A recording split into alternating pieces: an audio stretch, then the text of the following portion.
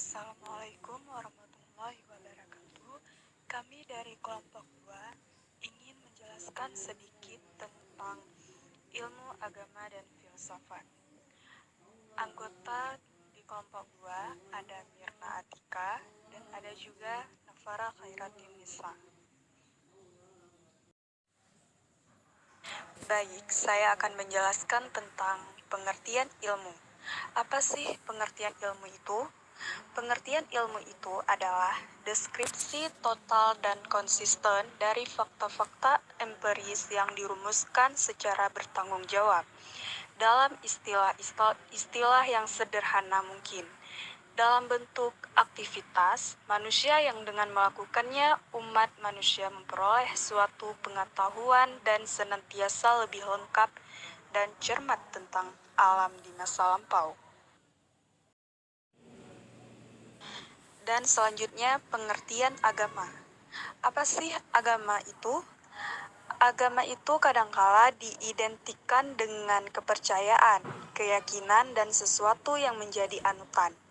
Dalam konteks Islam, terdapat beberapa yang merupakan padanan kata agama yaitu al-din, al-milah, dan al-syariat, dan keyakinan sekelompok manusia terhadap suatu zat atau Tuhan.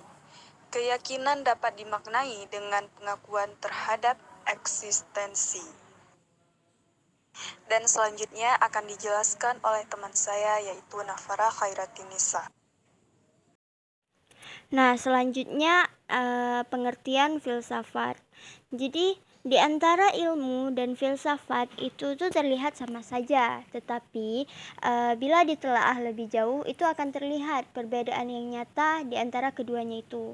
Namun tentu ada sisi-sisi persamaan dan juga perbedaan.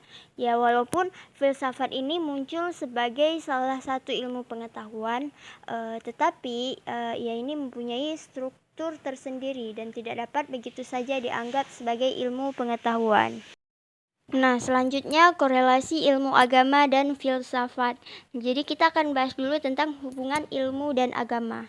Nah, sebagian ahli itu memiliki kemampuan yang sangat tinggi dalam memikirkan berbagai hal yang mencakup alam, manusia, bahkan Tuhan yang disembah oleh manusia.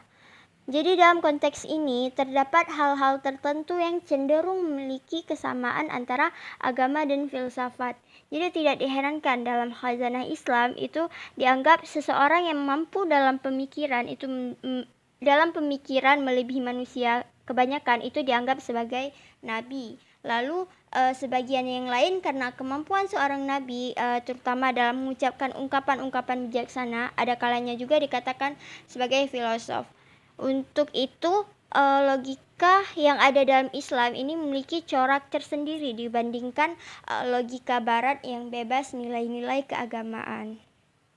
Nah, selanjutnya hubungan ilmu dan filsafat. Jadi meskipun secara historis antara ilmu dan filsafat ini pernah merupakan suatu kesatuan, namun dalam perkembangannya ini mengalami divergensi di mana dominasi ilmu lebih kuat mempengaruhi pemikiran manusia. Jadi kondisi ini mendorong pada upaya untuk memposisikan keduanya secara tepat sesuai dengan batas wilayahnya masing-masing. Jadi bukan hanya untuk mengisolasinya, melainkan untuk lebih jernih melihat hubungan keduanya dalam konteks lebih memahami khazanah intelektual manusia.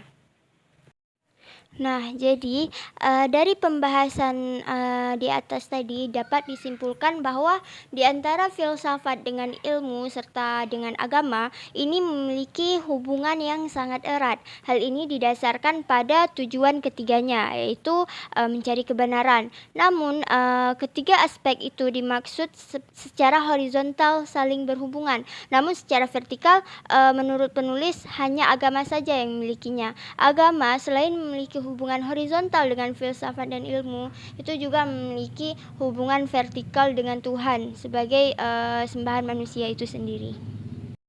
Baiklah, cukup sekian presentasi dari saya dan Mirna Atika. Apabila ada kesalahan, saya mohon maaf. Wabillahi taufiq wal hidayah. Wassalamualaikum warahmatullahi wabarakatuh.